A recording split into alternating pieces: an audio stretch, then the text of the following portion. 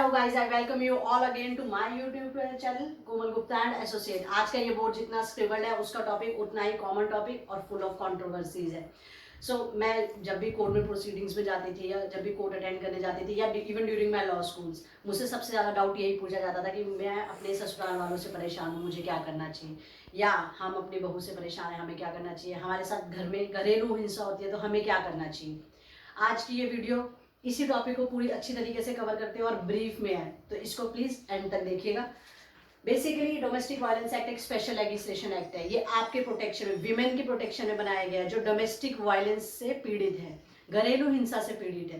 Basically इस act में कौन कौन कंप्लेन कर सकता है, कहाँ कंप्लेन कर सकता है, किसको कंप्लेन कर सकता है और क्या क्या रिलीफ मांग सकता है, अपने लिए क्या क्या मांग सकता है, आज मैं आपको बताती हूँ। डोमेस्टिक वायलेंस एक्ट में कोई भी वुमेन जब घर में परेशान है, अब किससे परेशान है, कोई भी ऐसा सदस्य, कोई भी ऐसा आदमी, कोई भी ऐसी औरत जो उसके साथ किसी रिश्ते से जुड़े हैं। जैसे एक सास अपनी बहू से परेशान है तो वो सास उसके अगेंस्ट डोमेस्टिक वायलेंस एक्ट में जाके कंप्लेन कर सकती है। एक बहू अपने पति से परेशान है, अपनी सास से परेशान है, अपने ससुर से परेशान है तो वो डोमेस्टिक वायलेंस एक्ट में जाके कंप्लेन कर सकती है। अब कैसी परेशानी है, घरेलू हिंसा है, मारपीट है, तो आप कंप्लेन कर सकते हैं।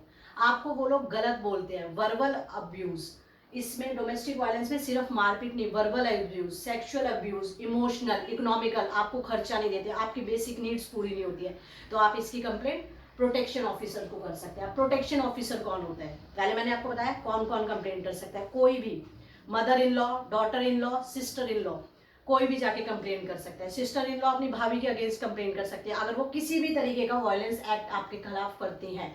वायलेंस कैसा भी हो सकता है। अब मैं आपको बताती हूँ कि प्रोटेक्शन ऑफिसर कौन होते हैं। स्टेट गवर्नमेंट हर स्टेट में प्रोटेक्शन ऑफिसर चूज करती है जो कोर्ट के जुरिस्डिक्शन में काम करते हैं।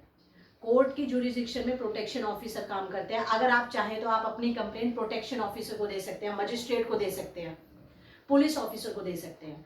मजिस्ट्रेट को आप अपनी कंप्लेंट देते हैं, मजिस्ट्रेट आपके लिए एक प्रोटेक्शन ऑफिसर अपॉइंट करेगा कि ये प्रोटेक्शन ऑफिसर आपके लिए काम करेगा। वो protection officer domestic incidental report submit करता है कि आपके साथ क्या घरेलू हिंसा हुई है और उसके बिहाफ पे मजिस्ट्रेट उस आपकी एक्शन लेता है, उस रिपोर्ट पे एक्शन लेता है। आपके अगेंस्ट जो भी घरेलू हिंसा होती है वो आपको उसके लिए रिलीफ दिलाता है। कैसे वायलेंस होते हैं, इसमें से किसी भी प्रकार का वायलेंस हो अगर आपके अगेंस्ट, फिजिकल, सेक्सुअल, जैसे मैंने आपको बताया, तो आप जाके प्रोटेक्शन ऑफिसर, पुलिस ऑफिसर या मजिस्ट्रेट से कंप्लेन कर सकते हैं। प्रोटेक्शन ऑफिसर का काम होता है मजिस्ट्रेट को असिस्ट करना, उनको बताना कि आपके साथ हाँ जो ये व्यक्ति ने हमें अप्रोच किया है इसके साथ कुछ घरेलू हिंसा हो रही है। इस एक्ट में आने के लिए जिसके खिलाफ आप कंप्लेन कर रहे हैं उसके साथ आपका कोई ना कोई रिश्ता जरूर होना चाहिए, चाहे वो रिश्ता ब्लड रिलेशन हो, चाहे वो अडॉप्शन से हो। अगर आपने किसी बच्चे को गोद लिया है, आपने लेट से आपने एक बेटे को गोद लिया था, अब उसकी शादी हो गई है और उसकी वाइफ और वो आपको परेशान कर रहे हैं, तो भी आप उनके खिलाफ रिपोर्ट लिखवा सकते हैं।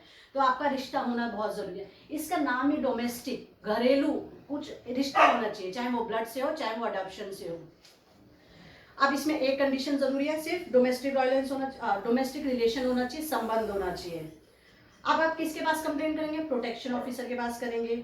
आपको क्या क्या रिलीफ मिल सकते हैं, आपको इसमें बहुत सारे रिलीफ मिल सकते हैं। सबसे इंपॉर्टेंट रिलीफ है आपका राइट टू रेजिडेंस।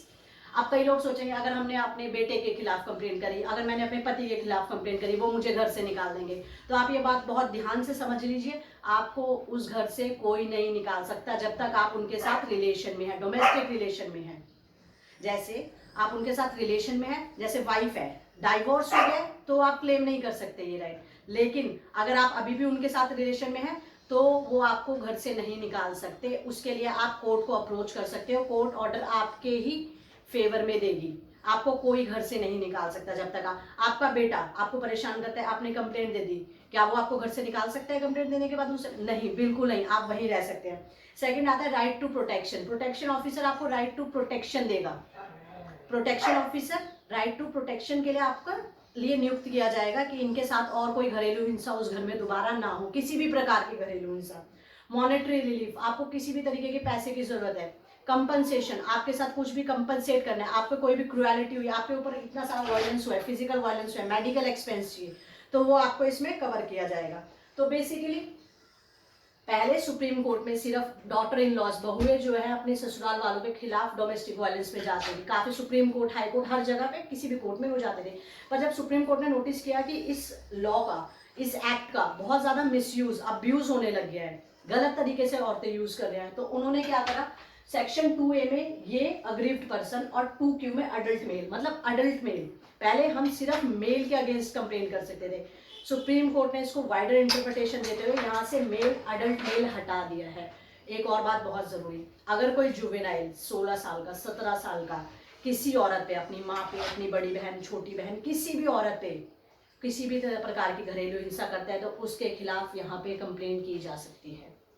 बेसिकली ये लेजिस्लेशन बनाया गया प्रोटेक्शन देने के लिए, विमेन को स्ट्रॉन्गर बनाने के लिए।